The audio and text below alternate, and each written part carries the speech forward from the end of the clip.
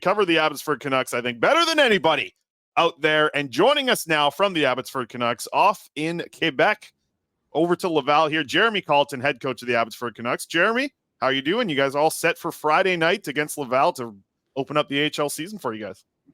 Yeah, we're doing great. We're excited to get going. It's always it's a long wait from the time we get to camp, and it's Penticton, and then training camp, and then a few days of our camp. So everyone's ready to go and excited to play for real.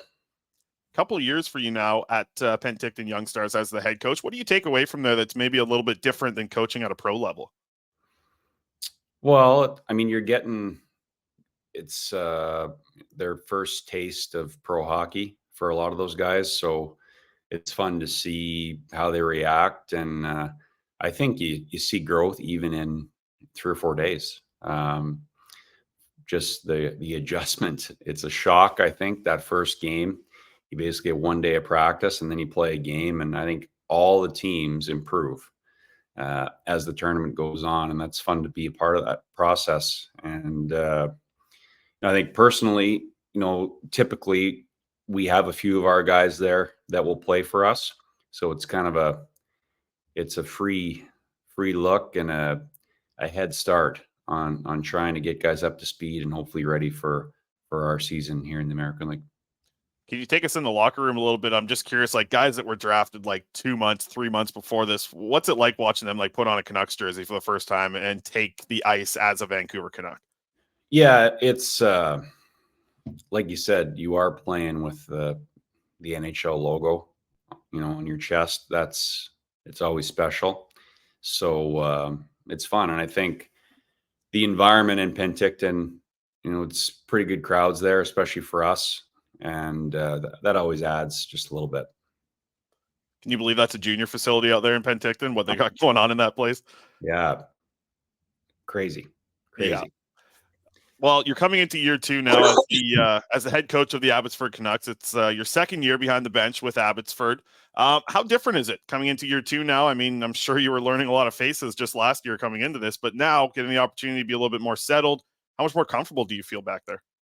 Yeah, it's familiar. Just having been through a full season with the organization and all the people, and I got some players coming back that I coached for a full year, which is great. I think just speeds up our process to get where we want the team to be, and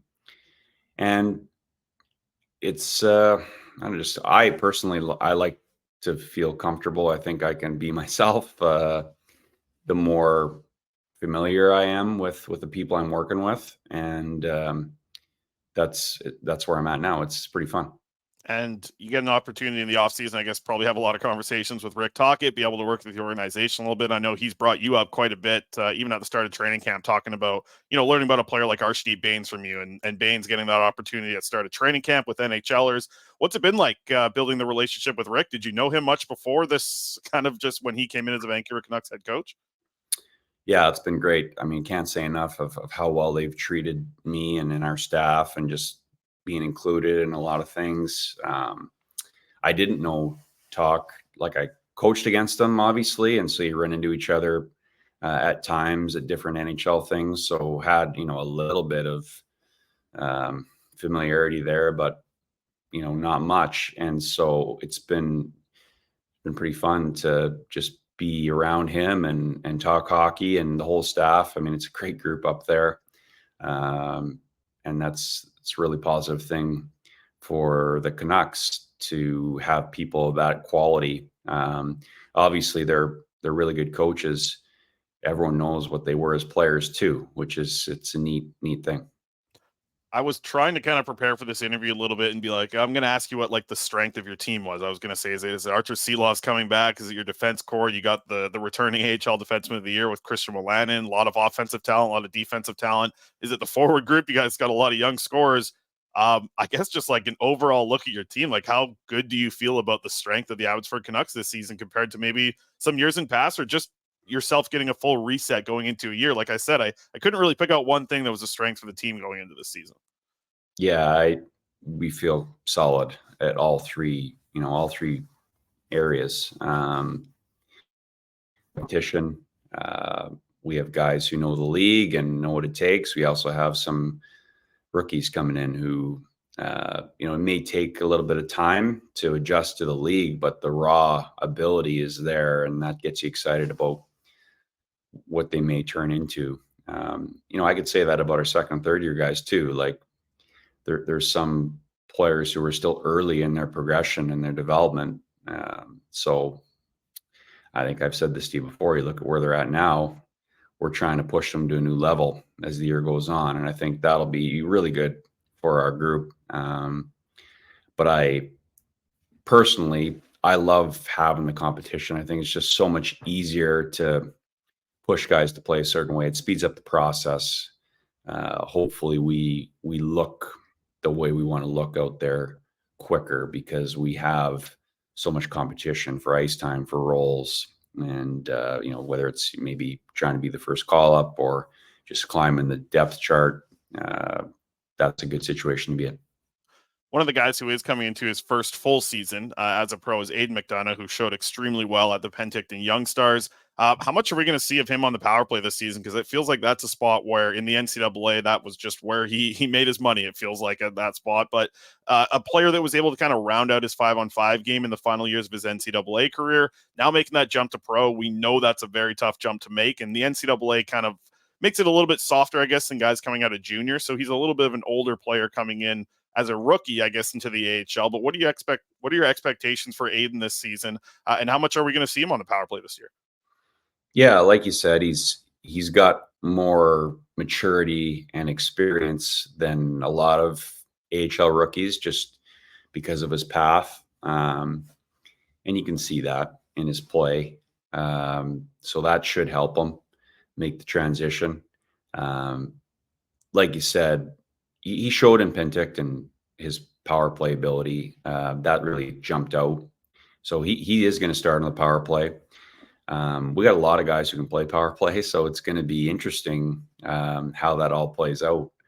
Again, it's a good situation. Guys are going to be, you got to deliver. You got to, it's got to add up to doing the right things for us. And again, with that competition, I think it's going to make guys better. So he's going to get an opportunity there. I think 5-on-5, from what I've seen, I've been impressed. Again, the level's going to go up here. So, he'll be challenged as will other guys, and it'll be interesting to see how he reacts to that. And, we're starting in Laval. It's going to be full building. It'll be a great atmosphere. The pace is going to be high. It's going to be an adjustment for some guys. I wouldn't be surprised if some of our rookies are in for a bit of a shock in the first period, but that's all part of it. And we're doing our best to prepare them. Wanted to ask about Archer Silovs, who a lot of people were wondering, is he going to be in the battle for the NHL backup spot of this season? You get him back now in the AHL. What's the workload expectation for a guy like Silovs, who's still not, he doesn't have over 100 games of pro hockey yet at this point. He's still pretty young in his career. Is he at that point right now where he's going to take a pretty big step compared to what we saw last year? Yeah, I think it's kind of a natural progression for him to try to carry more of the load here. I thought last year, obviously, he got better as the year went on. He was a bit up and down in the first half, but I thought from Christmas on, obviously, Dealey went up and he kind of got the ball. And to his credit, he really seized the opportunity. And that was a great thing to see. I think it's really good for him to be in this position he is now, where out of the gates, he's got to be the guy. And obviously we got confidence in Nikita. He's a big body and a lot of raw material there. But I think it's nice for him to have a guy like Silovs in front of him to show him the way, but also he can take the load early on, and when we can ease him into it, which would be good. I remember reading a report last year about Aatu making the adjustment coming over here and it being a little bit difficult for him getting into Abbotsford and kind of finding his footing with a full off season and now kind of being a little bit more comfortable with the Abbotsford Canucks. From what we saw in preseason, Raty looks like he's improved his game quite a bit, whether it's gaining a step or just his play with the puck. What have you seen this year compared to what you saw at the end of last year when Raty joined the team? Yeah, I think you really notice, first of all, I think his fitness is better. Came into camp and looked to me noticeably quicker, and just more able to handle the pace, which it's really important. And I think like expectations can be, a problem sometimes for a young player. You want to prove, that someone who traded for you did the right thing. And I think he probably put some pressure on himself that when he didn't produce a ton right out of the gates, it didn't help. I think it's important for him it's not about the production. Like, we know he can make plays and shoot the puck, but it's more his overall game. Is he playing a game that'll transfer to being an NHL player on a winning team? And that's really what we ask of everyone. Like, at the end of the game, a lot of times, like, we do our scrums. Like, I'm not 100% sure who had how many points or who scored the goals. The goals are an end result. Sometimes they go in, sometimes they don't. I'm more worried about how they played, and is how they're playing going to lead to winning over time. And, for him, that's what I want his focus to be. And I believe that's where it is. And with a full year starting from the beginning here with us, he's in a good situation, I think. And it feels like the next name I'm going to bring up is a guy that we've talked about a couple of years about the process kind of leading to those goals, and that's Danil Klimovich. I can't let you come in here for an interview and not ask you. I've told you this in the past. So with Klimovich now, he's 20 years old coming into the season, no longer a teenager coming into an AHL year. What are the expectations for him now? Because when we talked about this when he was 18 years old, it was a lot of just adjusting. And then last year was a lot of improving defensively. What are the expectations now in year 3 for Klimovich in the AHL? Well, I think they're similar. Be a guy that we know we can put on the ice when the game's on the line, and that he's going to get the job done for the team. And obviously, like, we know we can shoot the puck, and he finishes chances when he gets them. It's doing little things away from the puck, managing the puck when he has it on his stick, like getting us from, if he wins the puck in D zone or he gets a pass on the breakout, like, get through the neutral zone. Get that puck all the way in. Maybe you create a chance, but worst case, drive it deep or chip it in, get a forecheck going. That's what players do who can contribute to winning. Like, you got to show that you can be on the ice in those important moments, last few minutes of a period or last 10 minutes of a game. And if he takes those steps, again, I'm not worried about his production. He will score. I try to get him out there at the right time so we can take advantage of that finishing ability. I think if he's going to be an NHL player, he's got to kind of force himself into those spots too, which, we're going to keep working with him and challenge him to do that. And, but he's a great kid, great attitude, and he'll keep getting better. You got Vasily Podkolzin down there, Jeremy, a guy who's played in the NHL quite a bit, had success in his rookie season, a little bit of a step back last year. And something that Rick Tocchet brought up was, he doesn't want him in the NHL playing 9 minutes a night. He wants him down in the AHL actually working on developing. What should we expect here from Vasily Podkolzin? Is he going to be a top line penalty kill power play? Is he going to be in all these situations, or how are you going to use Vasily Podkolzin this season? Well, I think he should be a top player for us and a top player in the league. But again, it's the expectations can be a problem, as far as production or, how quickly can he get back to the NHL? Like, it's not about that. Like, that's not a lot of things. A lot of times those things are out of his control. He's just got to be a player we can count on, be a player who makes a difference, who helps us win hockey games. And I thought, when he was down with us last year, he definitely made some strides in those areas. And we want to keep building his game so that, the next time he goes to the NHL, he never comes back. So, we're going to push him. We're going to challenge him. I believe he can produce. I believe he can be a dominant 2-way player at our level here. That's where we got to get him to. And I think he can, but sometimes I think the expectations based on where he was drafted or, he started in the NHL, like, that can work against the player mentally sometimes, or again, outside expectations. Like, we got to cut to the side. It doesn't matter. What matters is him doing what he can to help us win. And if he does that, then the opportunity will come later on up top.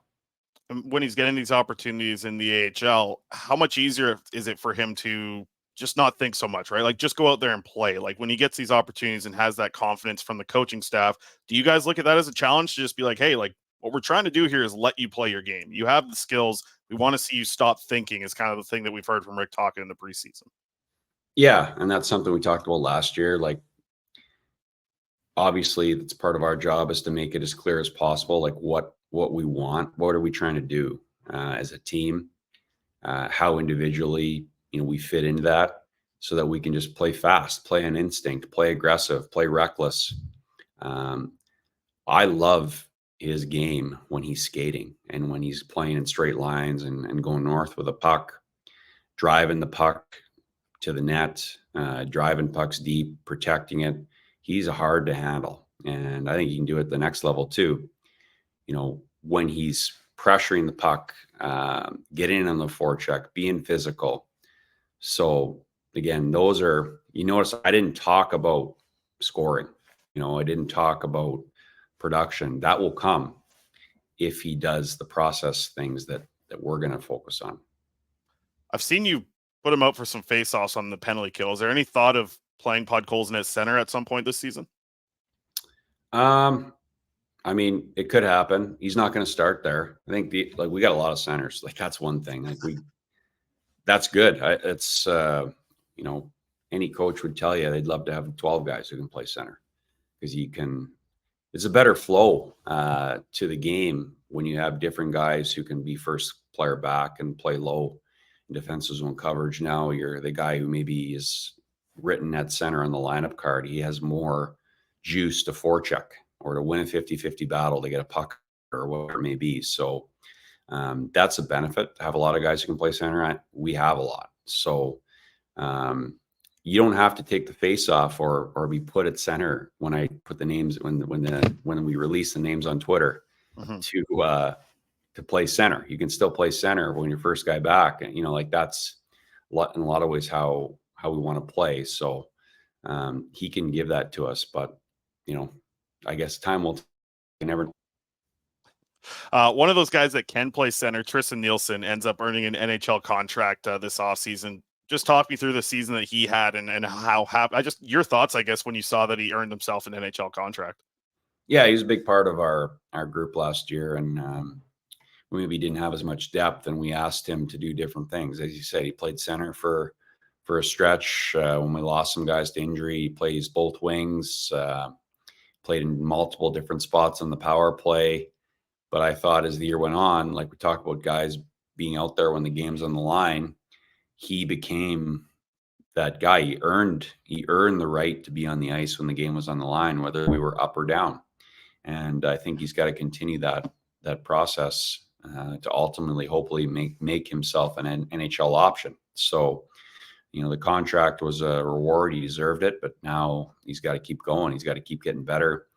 Try to be, a top player for us. Try to be a top player in the league. And again, we have a competition. I said this to the group a couple of days ago. Like not everyone is going to get the exact role that they want. You're going to get what you deserve. You're going to get what you earn. But that competition is going to hopefully make us a pretty strong team. Well, Jeremy, always great to have you on the show here. You guys get started with Laval, 4:00 Pacific time. And I did see someone in the comments here. Yes, all the AHL games are free on AHL TV this weekend. So you can watch this on Friday night. You guys play at 4:00, as I said, Pacific time. I guess my final question here is, what is this Abbotsford team going to show fans on Friday night? Well, we're gonna skate. We're gonna compete. I think we got depth, so the idea is to play at a pace that we really challenge the other team to handle over 60 minutes. I think that was one part of our identity last year when we were good. That's what we did. We just kept coming in waves, whether it was our forecheck or our back check or our transition. I think we can be even more strong in those areas this year. And you know what? I don't know how the first game is going to go, but we're going to build as the year goes on, and I think it's going to be a fun group to coach. With the amount of games you guys play in the Pacific Division, it's kind of weird starting out east in the AHL season here. Yeah, it is. I think, we only play like 12 teams all year. So maybe it's 11 teams all year. And so, this little stretch here, it's the only time we cross over to the east. So but it's a good time weather-wise to do it. So we'll take it. Absolutely. Well, Jeremy, appreciate your time as always, and I'm sure we'll do this again down the road. Like I said, you guys get going on Friday. Best of luck. 4:00. We'll be watching. Thank you. Appreciate it. There he is, Jeremy Colliton, head coach of the Abbotsford Canucks.